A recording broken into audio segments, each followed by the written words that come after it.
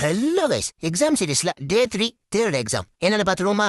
Wait அதுக்கு முன்னாடி ஒரு முக்கியமான விஷயம். நம்ம பிகே ஃபிட்னஸ்ல புதுசா டிஷர்ட்ல லான்ச் பண்ணிருக்காங்க. விதவிதமா ரகரகமா ஜிம்முக்கு ஏத்த பக்காவான பிரிண்டிங்கோட பல இறக்கிருக்காங்க அஃபோர்டபுள் பிரைஸ்ல.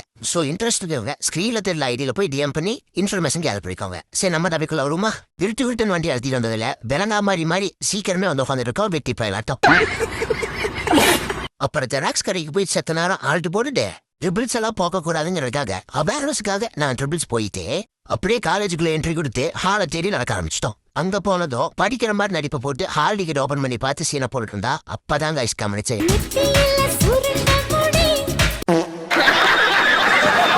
இந்த வேணாமா மாதிரி வேல்யூ எஜுகேஷன் எக்ஸாமுக்கு டிஸ்கஷன் பண்ணிட்டு இருக்காங்க. நம்ம எப்பவும் வெட்டினாயினா அப்படியே பென்சிலா சீவி பக்காவரடி ஹால் இருந்து ஹாலுக்கு போய் வீடியோ கட் பண்ணியாச்சு.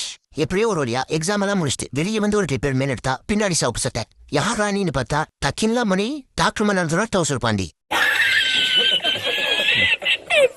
அப்புறம் ரெஸ்ட் ரூம் வந்து ரெஸ்ட் எடுத்துட்டே பேசப்படுறது மூச்சா முட்டிட்டு வந்ததுல முழுசாவே எக்ஸாம் இல்லாம வந்திருக்கா இந்த முட்டாப்பைய.